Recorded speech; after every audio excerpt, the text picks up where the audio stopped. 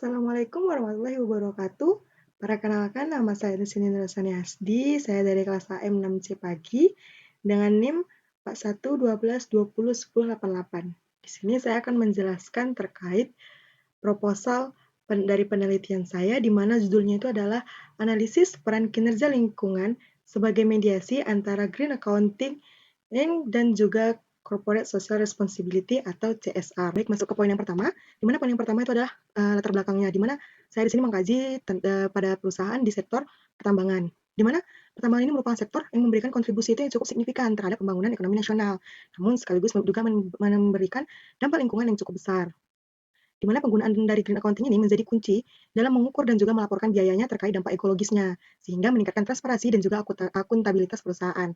Selain itu, kinerja lingkungan yang baik dapat menjadi sinyal positif yang memperkuat citra perusahaan dan juga mendukung pengungkapan CSR yang lebih luas. Di mana penelitian ini itu menyoroti tentang pentingnya peran dari kinerja lingkungan itu sebagai mediasi antara green accounting dan juga CSR, terutama di sektor pertambangan. Di mana sektor pertambangan yang saya analisis itu dari tahun 2020 ke 2024. Di mana di sektor pertambangan ini dia memiliki dampak lingkungan yang paling signifikan. Sehingga penelitian yang saya lakuin ini tuh berlandaskan pada 3 teori, yaitu adalah teori legitimasi, stakeholder, dan juga sinyal. Di mana teori landasan ini digunakan sebagai dasar untuk memahami hubungan tersebut dan memberikan kontribusi empiris dalam bidang penelitian yang saya lakukan. Di mana penelitian ini merupakan replikasi dari penelitian Atmono pada tahun 2024. Selanjutnya itu adalah rumusan masalah. Di mana rumusan masalah pada penelitian ini itu ada 3 rumusan. Yang pertama itu, apakah green accounting ini memiliki pengaruh terhadap CSR? Yang kedua, apakah green accounting ini memiliki pengaruh yang signifikan atau positif terhadap kinerja lingkungan? Sedangkan yang ketiga itu adalah, apakah kinerja lingkungan ini memiliki pengaruh terhadap CSR? Yang terakhir itu adalah apakah kinerja lingkungan ini mampu menjadi mediasi antara variabel green accounting dan juga CSR pada sektor perusahaan pertambangan. Poin yang selanjutnya itu adalah tujuan umum penelitian. Tujuan penelitian, maaf sebelumnya, di mana tujuan dari penelitian ini itu ada tujuan, yaitu yang pertama ada tujuan umum dan juga tujuan khusus. Nah, masuk ke poin yang pertama itu saya akan menjelaskan tujuan umum dari penelitiannya. Jadi, di mana tujuan umum dari penelitian ini itu untuk menganalisis pengaruh antara variabel green accounting dan juga CSR dengan menyoroti variabel kinerja lingkungan ini sebagai variabel mediasi pada perusahaan pertambangan yang terdaftar di dalam Bursa Efek Indonesia. Kedua itu adalah tujuan khusus dari penelitian ini, di mana tujuan khusus dari penelitian ini itu ada 4 tujuan khususnya. Yang pertama itu adalah untuk menganalisis pengaruh dari green accounting terhadap CSR, yang kedua itu adalah menganalisis pengaruh green accounting terhadap kinerja lingkungan, yang ketiga itu adalah menelusuri pengaruh dari kinerja lingkungan ini terhadap CSR, dan yang terakhir itu adalah untuk menganalisis peran mediasi dari kinerja lingkungan ini terhadap 2 variabel tersebut, yaitu adalah green accounting dan juga CSR. Poin yang selanjutnya itu adalah manfaat penelitian, di mana manfaat dari penelitian ini terdapat 2 manfaat, yaitu adalah manfaat secara praktis dan juga manfaat secara teoritis. Di mana yang pertama itu adalah manfaat secara teoritis, di mana manfaat penelitian secara teoritis ini itu untuk mengembangkan dan memperkuat kerangka teori terkait dengan variabel green accounting, kinerja lingkungan, dan juga CSR dalam konteks perusahaan pada sektor pertambangan, serta juga mampu menambah literatur mengenai kinerja lingkungan yang sebagai variabel mediasi. Yang selanjutnya itu adalah manfaat penelitian secara praktis. Dilihat dari manfaat penelitian secara praktis ini, yaitu adalah penelitian ini dapat memberikan panduan bagi perusahaan pertambangan untuk meningkatkan pelaporan keberlanjutan mereka itu dan pengelolaan lingkungan, serta mendukung dalam pengambilan keputusan yang berbasis data dan juga transparansi. Poin selanjutnya itu adalah batasan penelitian, di mana penelitian ini diberi batas supaya penelitian ini lebih fokus dan terarah pada variabel-variabel yang telah dibatasi, supaya tidak melenceng dari hal yang akan diukur dan juga diteliti. Di mana variabel yang pertama itu adalah green accounting, di mana green accounting ini dibatasi pada pengukurannya dan juga pelaporannya, yaitu adalah dibatasi dengan pelaporan biaya lingkungan melalui indikator alokasi biaya lingkungan tanpa membahas aspek biaya lain yang lebih luas. Yang kedua itu adalah kinerja lingkungan, di mana kinerja lingkungan ini dibatasi pada penilaian berdasarkan dari peringkat proper, di mana peringkat proper ini adalah program kerja yang dilaksanakan oleh Kementerian Lingkungan Hidup dan Kehutanan atau KLHK. Dan juga penelitian ini dibatasi itu dengan tanpa memasukkan faktor lain seperti efisiensi sumber daya atau inovasi hijau. Yang ketiga itu adalah CSR, di mana CSR ini dibatasi pada pengungkapan tanggung jawab sosialnya yang dilakukan oleh perusahaan dan diukur dengan menggunakan pendekatan SASB atau Sustainability Accounting Standard Board. Masuk ke poin yang selanjutnya, yaitu adalah landasan teori, di mana ada 3 teori yang saya gunakan dalam penelitian saya, yaitu ada legitimasi teori, stakeholder teori, dan juga signal teori. Di mana yang pertama itu adalah legitimasi teori. Di mana teori legitimasi ini pertama kali dikembangkan itu oleh John Dowling pada tahun 1975. Di mana teori ini itu menganalisis tentang perbedaan antara norma yang ada di dalam suatu perusahaan dengan norma yang berlaku di masyarakat, sehingga perusahaan itu tuh perlu memenuhi norma sosial ataupun lingkungan agar diakui dan dianggap sah oleh masyarakat dan stakeholder, sehingga green accounting dan kinerja lingkungan dapat digunakan sebagai bentuk pengukuhan dari teori legitimasi ini. Yang kedua itu adalah stakeholder teori, di mana stakeholder teori ini dikembangkan oleh Stanford Research Institute. Mereka itu menjelaskan bahwa agar suatu organisasi ini dapat berfungsi dengan baik, maka memerlukan dukungan dari para stakeholder. Jadi maksudnya itu begini. Jadi perusahaan itu harus mempertimbangkan kepentingan dari semua pihak yang terdampak dari aktivitas operasional mereka, itu termasuk lingkungan ataupun masyarakat. Sehingga dari variabel green accounting dan CSR ini merupakan respon dari perusahaan itu untuk memenuhi tuntutan dari stakeholder dalam menjaga hubungan mereka yang saling menguntungkan.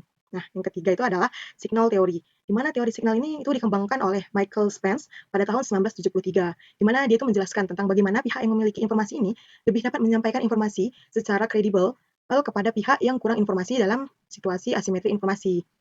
Nah, Spence Michael ini kayak mengilustrasikan gitu bahwa pendidikan ini dapat berfungsi sebagai signal produktivitas individu kepada calon pekerja. Di mana dia itu mengatakan bahwa to hire someone is frequently to purchase a lottery. Di mana tuh kayak menekankan bahwa keputusan perekrutan itu seringkali dilakukan di bawah ketidakpastian tentang mengenai kemampuan produktif dari calon karyawan. Jadi signal teori itu kayak seperti perusahaan itu mengirimkan sinyal positif itu melalui pengungkapan dari informasi mereka yang kredibel seperti tentang pelaporan keberlanjutan dan juga kinerja lingkungannya.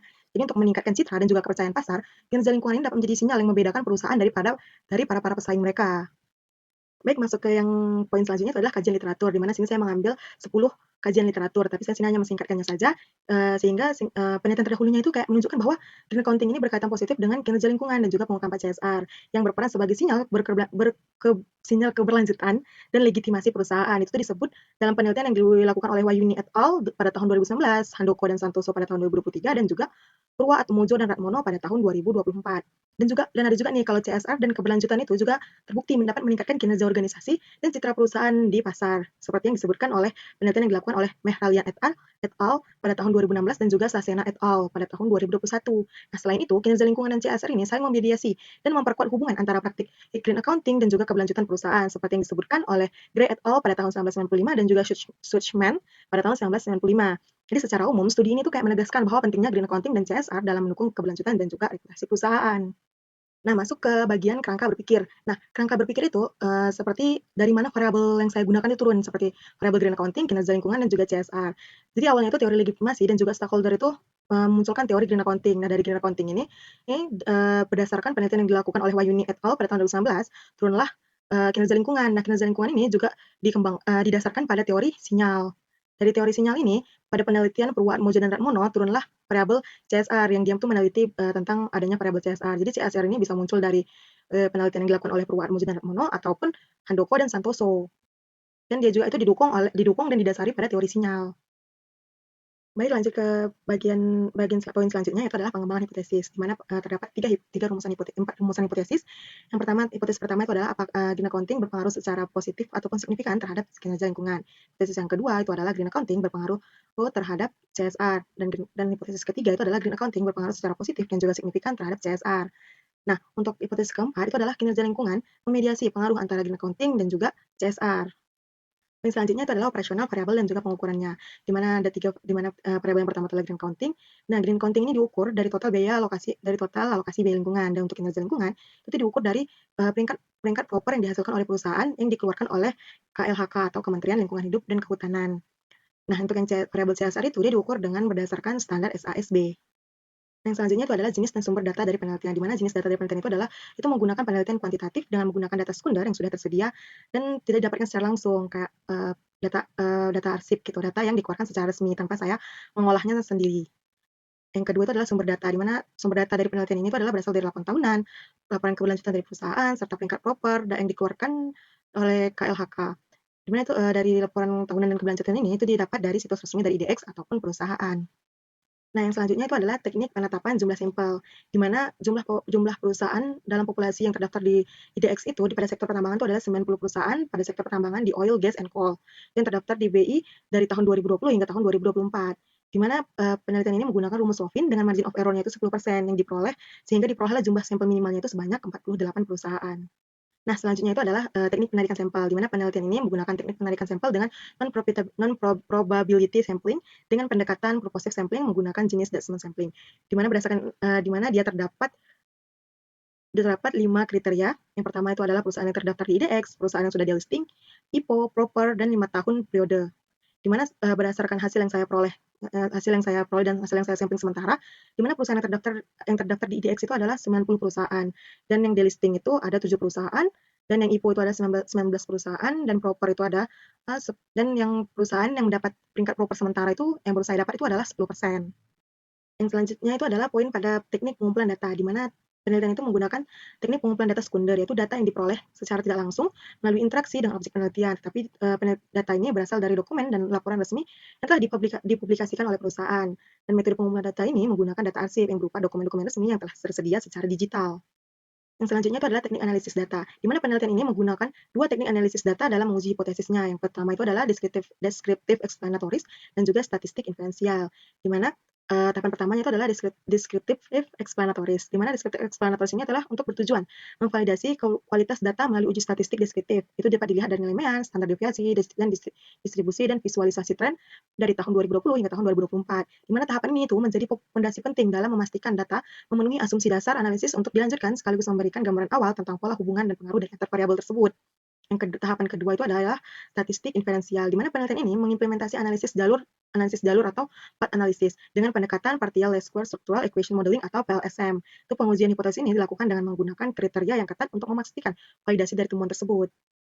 Yang selanjutnya itu adalah bagaimana keempat hipotesis tadi itu bisa terdukung. Di mana yang pertama adalah pengaruh green accounting terhadap kinerja lingkungan atau pengaruh GA terhadap KL, di mana itu akan terdukung jika hasil dari hipotesis satu ini menunjukkan koefisien jalur positif yang signifikan, di mana nilai p-value-nya itu lebih kecil dari 0,05 dengan efek size-nya itu minimal 0,02. Yang selanjutnya itu adalah hipotesis 2, yaitu adalah pengaruh green accounting terhadap CSR, di mana dia itu memerlukan signifikansi statistik sebelum dimasukkan variabel mediasi dengan nilai R kuadrat modelnya itu harus lebih besar dari 0,25. Yang ketiga itu adalah proses ketiga itu adalah pengaruh kinerja lingkungan terhadap CSR, di mana kriteria penerimaannya ini meliputi signifikansi koefisien regresi berganda, di mana nilai p-value-nya harus lebih kecil dari 0,05 dan tidak terjadi multikolonialitas dengan nilai V-nya itu lebih kecil dari 10,00. Yang selanjutnya adalah hipotesis 4, di mana itu untuk menguji efek mediasi dari kinerja lingkungan. Jadi efek mediasi ini akan terdukung jika menunjukkan efek tidak langsung yang signifikan melalui uji bootstrapping dengan variance accounting for VAF-nya itu lebih besar dari 20% sehingga menunjukkan adanya mediasi parsial. Jadi kalau dari standar-standar tersebut sudah terpenuhi, maka hipotesis itu bisa terdukung. Baik, masuk ke bagian yang terakhir, itu adalah saya menyampaikan software yang saya gunakan. Nah, di penelitian ini saya akan menggunakan ada dua software, yaitu Smart PLS dan juga SPSS Statistik. Di mana dua software ini dipilih itu karena secara khusus untuk memastikan akurasi dari analisis, di mana Smart PLS ini digunakan untuk menganalisis jalur dan mediasi, sedangkan SPSS ini digunakan untuk menguji asumsi dan juga analisis deskriptifnya. Baik, masuk kepada penghujung materi yang masuk kepada akhir dari sesi penjelasan materi saya tentang proposal yang saya teliti, maka terlebih dan terkurang saya mohon maaf. Terima kasih.